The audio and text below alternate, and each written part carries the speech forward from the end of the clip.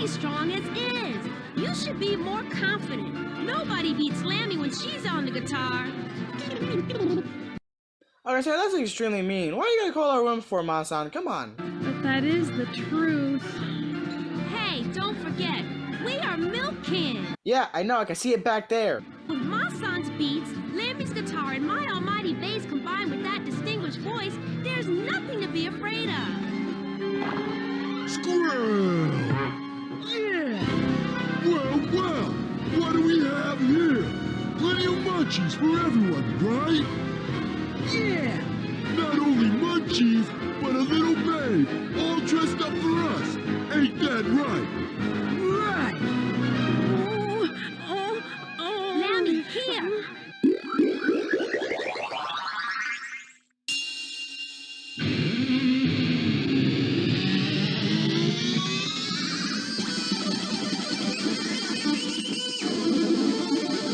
See? The guitar rules again.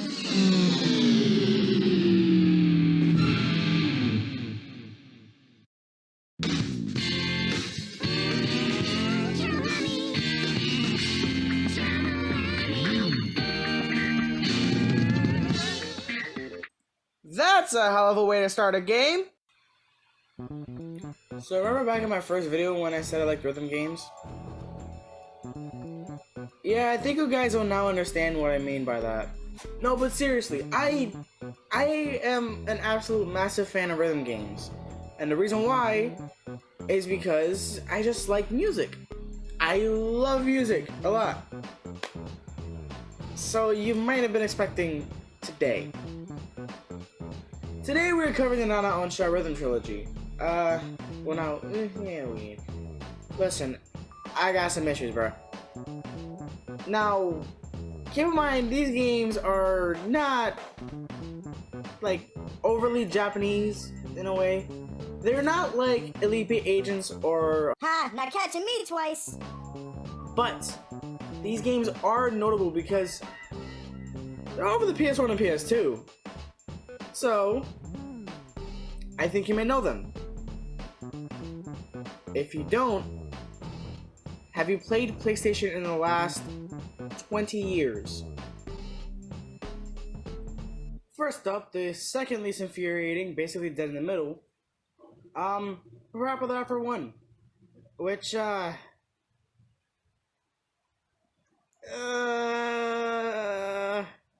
Okay. That noise I made earlier was not entirely unjust. This game is freaking hard when it decides to just be a jerk about your timing.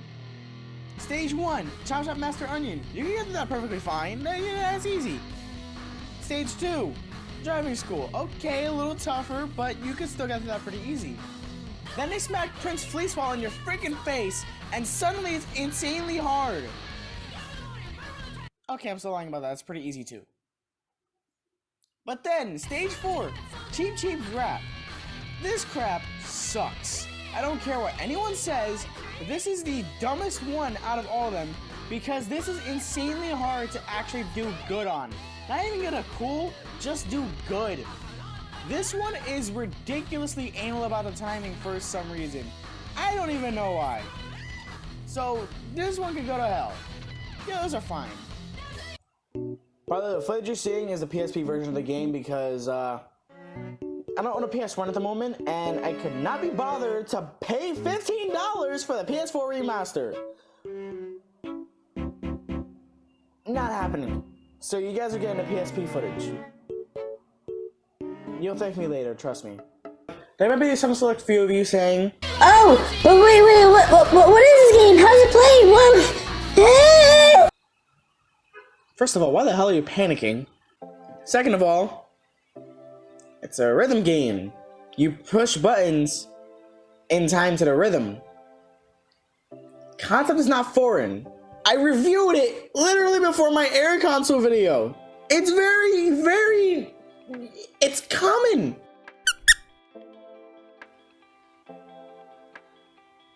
Come on, dude. All you gotta do is just go back a couple of videos and you'll see. It plays the same way, just not with a touchscreen. Oh, what do you know? PS4 controller right here. Huh, how convenient. you just push the phase buttons in time to the rhythm, like when it pops up. You gotta press triangle as soon as you hear the beat. Stuff like that. But doesn't mean it's easy. It is time to throw in the shoulder buttons, which in some cases is extremely annoying, and in other cases just doesn't work. So stop panicking, you weirdo. Trust me, it's fine. Okay, but I'm blowing it way out of proportion. This game is actually really good. I'm just being an idiot because why not? The gameplay is fine, everything else is fine. There's just one issue. Okay, I lied. There are two issues with the game, one of which I did expect to talk about and the other I did not. The one I did expect to talk about was the horrible lyrics. I really do think someone should have just kind of went back to the drawing table with these because they make me cringe. Especially with one specific cutscene that I'm not going to play the music for just to prevent you guys from cringing too. Oh dear God, I always skip it. And the issue I was expecting to talk about was the input lag with the PS1 version. Yeah, input lag.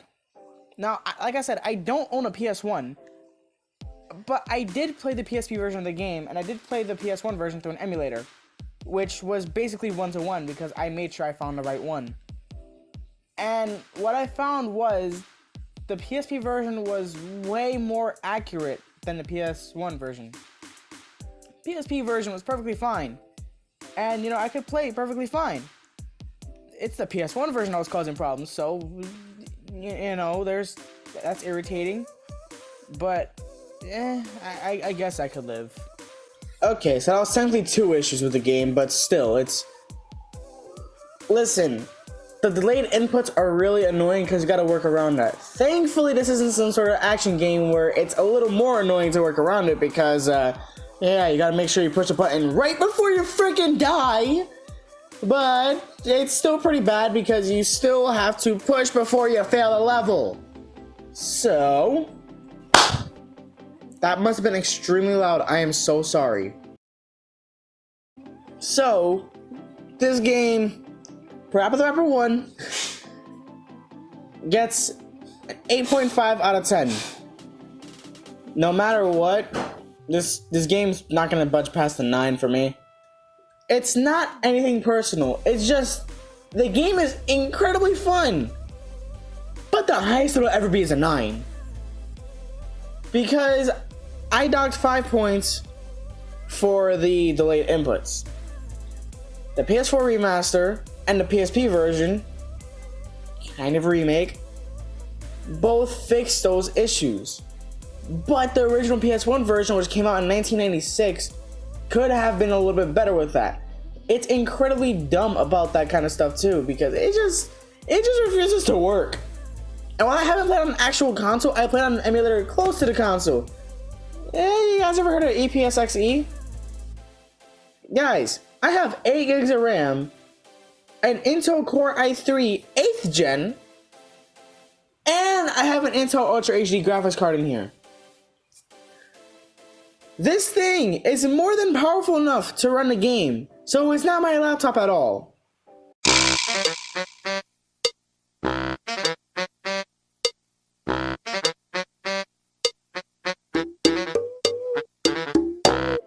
In any case, it's the game. At this point, it's not a garbage PC that you can put it on. It's the game. Because it's how it runs on actual hardware at this point. So even with the remake and the remaster, it's still not budging past the 9. So 8.5 for the PS1 version, 9 for the PS4 and PSP versions. I love the game, but it's not getting past that. Now, initially, I was going to talk about PaRappa 1 and 2 only, but then I remembered, hold up a hot second, there's another game in between these two, and I remembered that there was Lammy, which I'm going to say something really crazy, by the way, but looking into it, you'll understand why I'm saying it. This game is canonically PaRappa the Rapper 2. I don't care what anyone says. This game is PaRappa the Rapper 2. And again, I don't have a physical copy, unfortunately. But you know what I mean. The story continues straight from the first game. The second game literally builds off of this story. It's part 2. It's part freaking 2. This one annoyed the hell out of me to write and to play. To play the game, it is insanely dumb. There's no feedback on how you did until it's too late. There's an insane difficulty spike, and PaRappa stages, yes, PaRappa has stages in this game, are not very well made. But it's still part of the game. This is still canonically PaRappa the Rapper 2. I will not stop saying that, by the way. This counts as the sequel. Plus, to add on to the game's benefit, this game has catchy music, a lovable band of characters, Milk Can, with Ma-san, the drummer, getting herself into very goofy hijinks, and she is not afraid to speak her mind.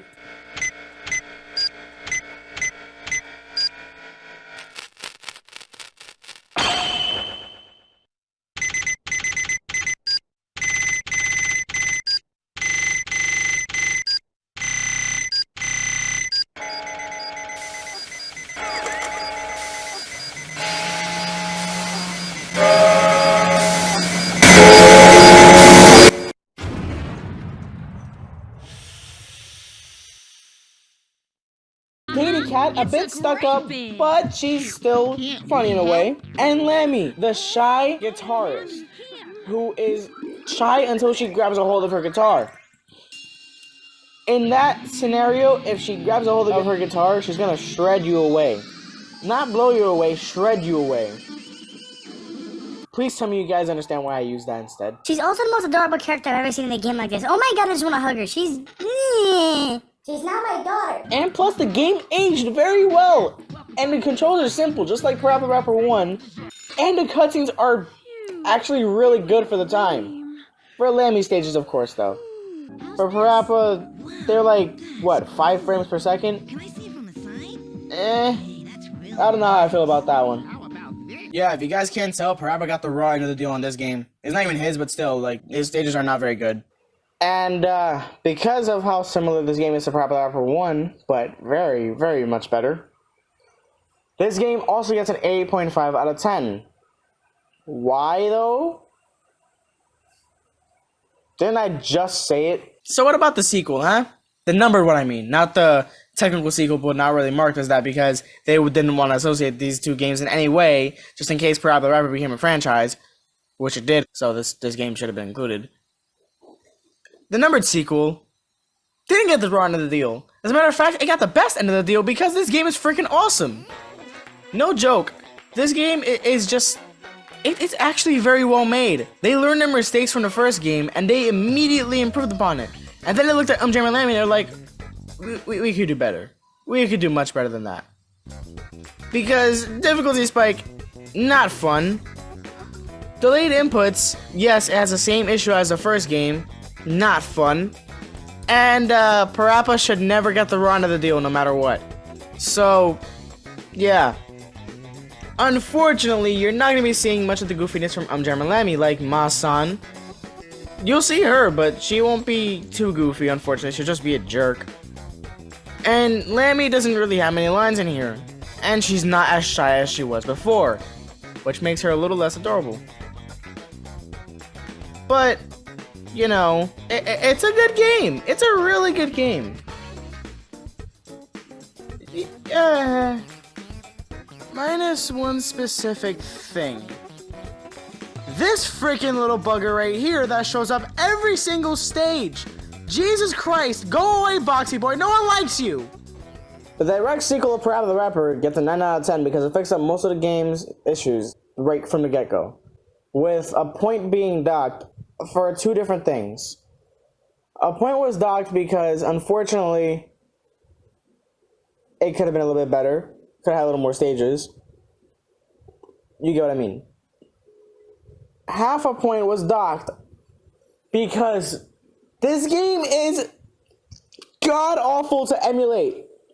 I don't care what anyone says. If your game is hard to emulate, it's going to be really annoying to actually preserve it. So if this game had gotten lost in time by Sony, they would have been lost in time forever because this game does not run how it should. Like, I tried so hard to get rid of all of the visual artifacts, but unfortunately most of the games became unplayable after I turned one specific setting off. After I changed the renderer to hardware from software that I can play a certain stage without looking at this freaking monstrosity in the corner of the screen, it would always just not show the button presses. And I hate that, because I need to see the button prompts to beat the game. So I need to keep those black bars there. I need to keep everything like that, because if I don't, I won't be able to finish the game. I'm on my 4th circuit, by the way. I never played this on PS4. And yes, thankfully it's a PS4 version, but it's $10 and I don't have $10 at the moment. Oh, Jesus Christ.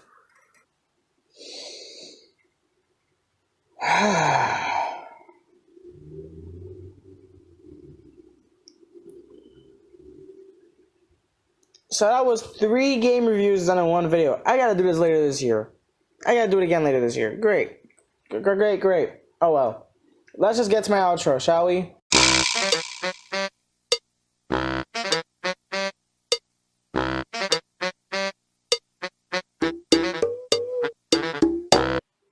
Well, to be honest, the game got censored in the United States heavily.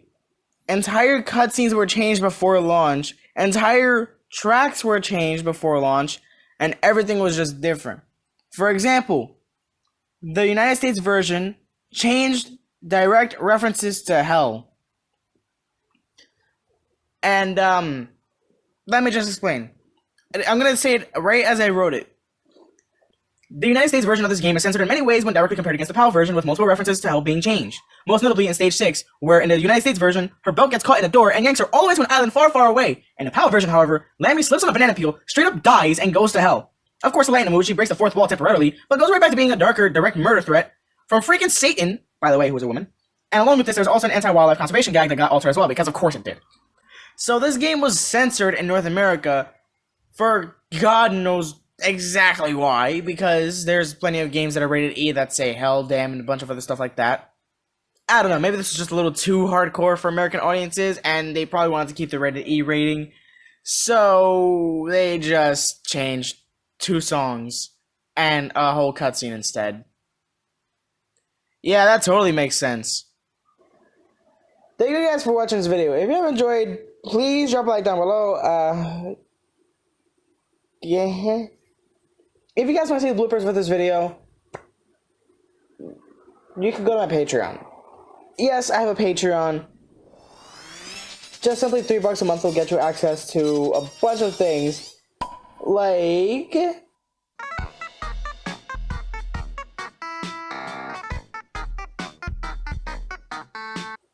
the option's there if you guys want to directly support me. But other than that, thank you guys for watching this video, and if you'd like to see more out of me, please let me know what you'd want me to do. Please let me know what games you want me to cover. I already have like 5 videos set already. This is one of the 5. So that's 2 down. I got 3 more to go. 2, actually, because one of them I can't do right now. Oh, Jesus Christ. I'll see you guys whenever I record my next video.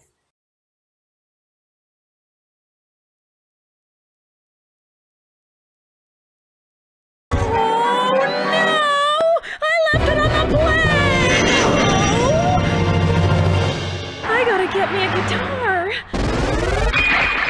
Hey, there's one. May I help you? Yeah, I'm looking for a guitar. What kind? Well, a cool one with awesome sound and has reclining seats, power steering, and dual I don't airbags. have time for jokers. Oh, no. I'm sorry. I just want one that's cool and cheap, and of course, the sound quality's gotta be superior. A greedy girl, ain't ya? Oh, please. I'll do anything, please. Anything? Casino here, casino.